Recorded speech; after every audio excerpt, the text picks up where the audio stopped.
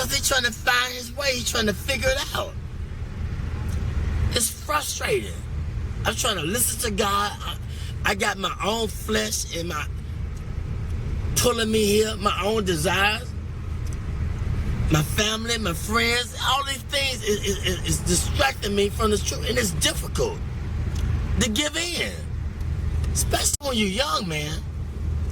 But if you can go through it, you'll come out like gold. If I can go through the fire. They don't want to go through the fire. They want to the lotto and go to Jamaica and the Bahamas and do their own selfish thing. But he said, if you wait till I exalt you, I give you the desires of your heart. But it's difficult to wait because everybody in a hurry. Technology, it's fast, it's in a hurry. They're angry, they're frustrated, they ain't got time, they're on the cell phone, they want to text message you, y'all in the same car, you gonna text message him, he right there. You know what I'm saying? Everybody in a hurry, I don't know where they going, but when they get there, oh, they gonna be sorry. The faster you try to get there, that career, that money, and you're gonna figure it out that, man, it was the journey. It was not the destination. You was in a hurry to get there, to come up, to be this, to be that. And when you get there, you're gonna feel discouraged more than you did before you even started to get there. Cause it was the journey, the people that you didn't stop to talk to like me at checkout. The people at the gas station. You was in a hurry to get there, but it was the journey. It was the gas station. It's Checkers. It's the journey, not the destination. Because the destination is steadily evolving. We always growing in wisdom and knowledge and understanding. It's always evolving. And we can never obtain it because it's steadily, constantly evolving. The more humble you be, then the more you can be fulfilled with the truth. But when you think you got it and you're on your way, then you're going to get less of it because can't nobody talk to you.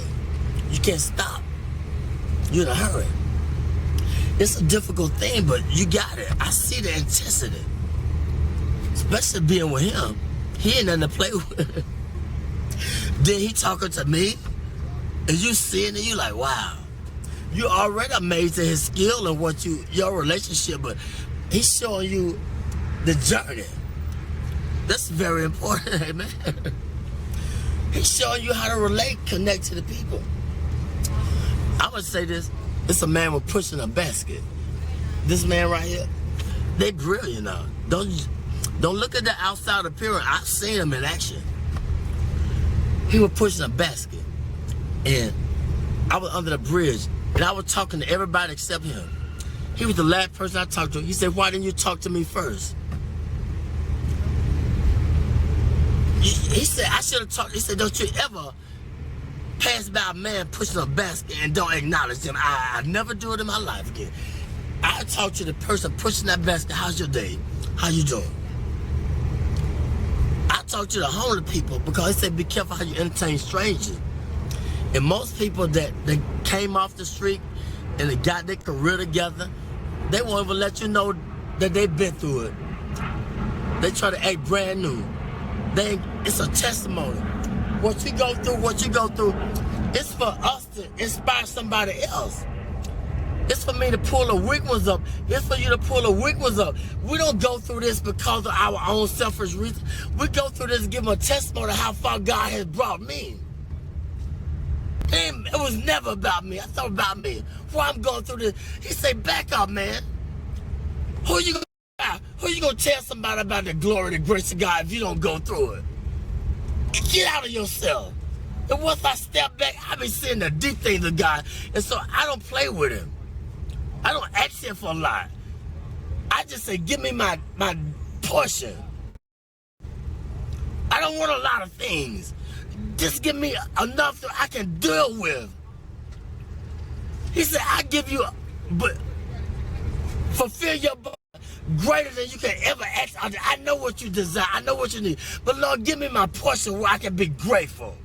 where I can be thankful. They unthankful, they unholy, they ungrateful. They got a job, they don't want the job, they got 40 hours. You can't work on Saturdays, you can't work on Sundays. Now you got 3 days. They always complaining and griping.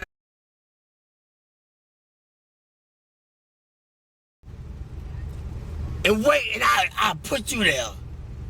But he gonna put us in a place where they appreciate me in the job. I don't hate going to work. I gotta watch my back. They backstabbers. You making the money, but I can't go to that job because I gotta watch my back. They haters. Put me somewhere where I love going to work. I can get up and they appreciate my work and I blend in. God say, I'm gonna put you there, but if you wanna get it, go ahead and get it. What do you think about haters? That's a part of the balance in life. They hate. They don't know why they hate. Tell them why they hating sometimes. They don't know they're hating. It's just standard thing. They get angry. He taught. Every way when he taught them. They hate. They don't even know why. Because they don't nobody teach them. They don't nobody take time to let them know why they doing things they doing. And that's the whole purpose of life. Let them know what they doing wrong if you see it. I always knew I was doing wrong. What about when they showed me long suffering? What about when they forgave me, but I can't forgive him? He did. He made a promise. I made a promise. I didn't fulfill it. Then they go off on me. Well, I got to go off on him because he didn't fulfill his commitment. That's wrong. You got to teach. They don't know. The only God they know is through you, through your experience. They don't know about church because you can't go to church because it's a business. And all the church people, it's a clique, it's a club. And they done forgot about God, it's a business. Look here, it's just the world. Ain't nobody being bold and talking about God because don't pray in school, take the prayer out of school, all these things, it's the world. We're getting in a time where God is not popular no more. And if you talk about it, I don't believe in Jesus. I don't believe in God. I believe in this. I don't care what you believe in. Let my spirit speak for me. Let my action. But it was a time when I was just a hearer and not a doer. But it got to balance out. You got to go through the fire in order to be a doer too. You're going to be a hearer, then you're going to be a doer. But don't let people throw you off your journey.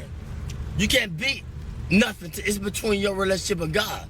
They can't understand you all the time because you're trying to figure out your way. I'm trying to figure out my way. I can't prove nothing to them all the time. I don't need them to figure me out. All I got to do is just be patient and do what was in my ability, my boundaries. I don't need to outstep my boundaries. I ain't got to prove nothing to you. You didn't feel me? No. You can't feel me. I can't put the expectation on you. I don't always feel me, understand me. So that's wrong. Be humble. Acknowledge him in all your ways. When I do wrong, I said something wrong to offend you, forgive me. I got to say it right away, get it over with. If I offend somebody at work, look, if they persecute me, look at God trying to strengthen me to show them who I serve. I say I believe, I'm walking with it. Well, teach them. They don't know. They don't know why they're doing that to me. Let your light shine among men. They might glorify your Father in heaven. It's real, man. I experience it all the time, 24/7. But I asked for it. I wanted to be a preacher when I was 6, but I didn't know the price I had to pay. Much wisdom, much grief, much sorrow. Ain't no other way you're gonna get it. But if you can just go through the fire, you'll be like gold.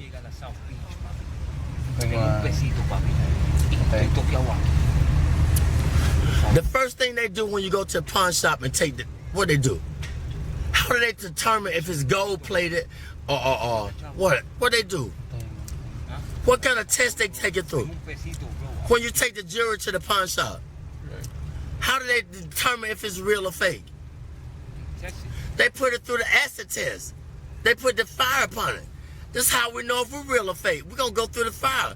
You're going to have disagreement with each other, but it's okay. You're going to be friends, But if you have a disagreement, it's just a different agreement. That don't mean you ain't got to see him no more and talk to her or talk to her or whatever. I want to go to work. I don't want to go to work because they stressing me out on the job. You feel me? They ain't receiving me with my full potential. And I don't know why I don't want to go to work. I got to understand why. Why I don't want the job? Because something ain't right. And I got to acknowledge it. I ain't going to sell my soul for the job. God said, I'm trying to put you over here, or I'm trying to let them know through you, let your light shine. But I'm hating on them because they ain't feeling me. They don't understand me. Hey, man, you got to teach them.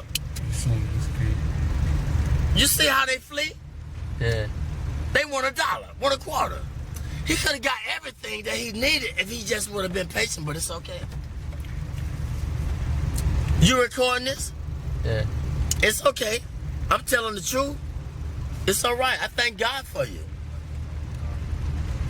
Y'all are blessings to me. A true blessing.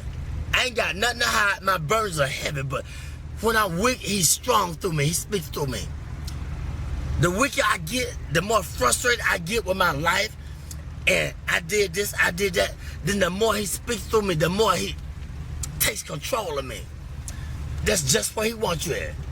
Get frustrated.